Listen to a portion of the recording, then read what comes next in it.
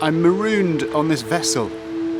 It's 6:30 in the morning and I'm not allowed off unless I'm on board a bus for health and safety reasons. And that seems supremely ironic when you consider that I cycled through the Mersey Tunnel last night, but there we are. Confession time.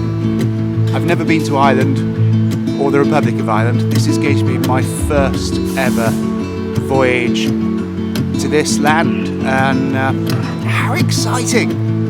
How marvellously exciting to go somewhere other than home at the end of a pandemic. Good morning from Belfast.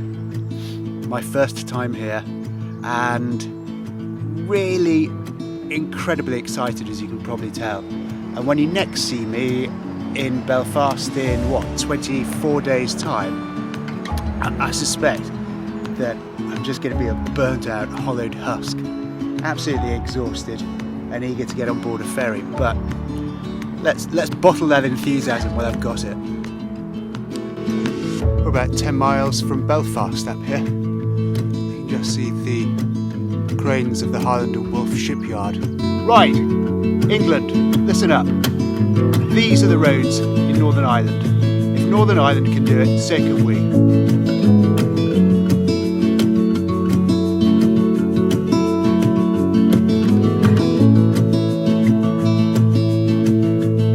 This is the prettiest little harbour. Just imagine fishermen bring their catch in here. Look at these stunning, dramatic cliffs.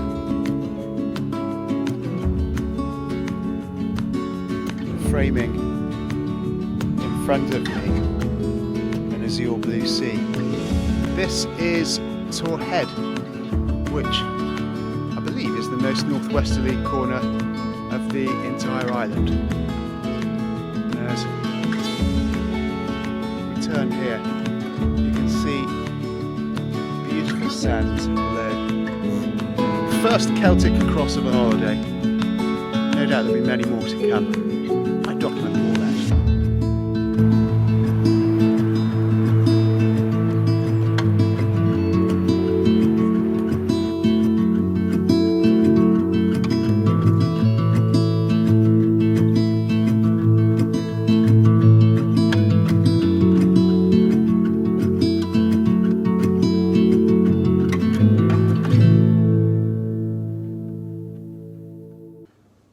Well, I'm in Portrush. It's been a good day, a little bit too warm for my liking. I prefer it in the teens, and I think the temperature climbed above that. And I had a good first 50 miles, and the next 35 broke me. I was going up a hill called Tor Head when a man who was on the phone stopped part conversation and said to the person he was speaking to, "You'd never guess what I've just seen. There's a fella here cycling up Tor Head." And you might have thought I'd have heeded that, but I carried on what was probably one of the most beautiful roads I've ever been on anywhere. It was astonishing, astonishing. Look it up on Google, Tor Head.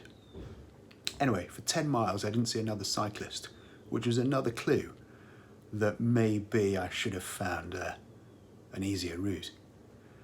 But then I noticed all the oncoming motorists were, I say all of them, there weren't that many, but the ones that were coming past were waving and peeping the horn and flashing the lights. And then eventually the penny dropped when a guy hung out the window, waving his fist saying, "Go on, fella!" Right. And it was a killer. So by mile 60, I was in a bit of a mess, and then had to try doing another 25 miles after that, and it was a long 25 miles. But I'm here, I'm safe, and I'm looking forward to a good night's sleep.